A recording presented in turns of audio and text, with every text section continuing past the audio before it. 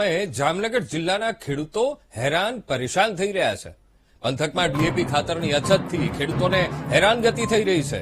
કૃષિમંત્રી રાઘવજી પટેલના વતન ધ્રોલમાં પણ ખાતરની ઘટ છે, તો ડીએપી સાથે અન્ય ખાતર ફરજિયાત ખરીદવા દબાણ કરાતું હોવાનો ખેડૂતો આક્ષેપ લગાવી રહ્યા છે। ત્યારે ખાતરનો જથ્થો ઉપલબ્ધ કરાવવા ધ્રોલ કિસાન કોંગ્રેસ પ્રમુખે માંગ કરી છે।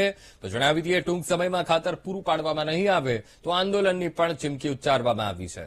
કૃષિ મંત્રીના ઘર સામે ભૂખ હડતાળ પર ઉતરવાની ચીમકી ઉચ્ચારાઈ છે।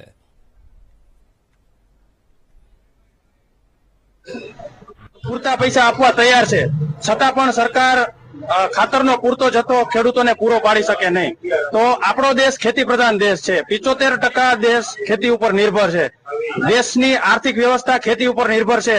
તો સરકારને અમારે એવી નમ્ર વિનંતી છે કે ખેડૂતોને ટાઈમસર પૂરતું ખાતર મળી રહે એવી યોજના સરકાર કરે, તો ખેડૂતો ટાઈમસર બધું વાવેતર કરી શકે। પાછળથી ખાતર ગમે તેટલું મળે તો એનો ટાઈમ પૂરો થઈ જાય તો એનો આ તાલુકામાંથી અહીંના જ કૃષિ મંત્રી આપણે રાઘવજીભાઈ પટેલ કૃષિ મંત્રી છે, જેનું અમને ગર્વ। ખેડૂતોને પોતાના પૈસે જે લેવાનું છે ખાતર એ ખાતર આપે, આવી મારી અપીલ છે ગુજરાતના મુખ્યમંત્રી શ્રીને અને ગુજરાતના કૃષિ મંત્રી શ્રીને હું નમ્ર અપીલ કરું છું કે વહેલીમાં વહેલી તકે ધ્રોલ તાલુકાને ખાતર મળે એવું આપ શ્રી કરો।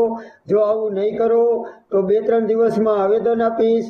આવેદન આપીને જો ખાતર નહીં મળે તો હું રાઘવજીભાઈ પટેલના ઘરે જઈને ભૂખ હડતાળ માટે બેસીશ। ધ્રોલ તાલુકાના તમામ ખેડૂતોને સાથે રાખીને ભૂખ હડતાળ કરીશ। જ્યાં લગન ધ્રોલ તાલુકાના ખેડૂતોને ટાઈમસર ખાતર નહીં મળે ત્યાં લગન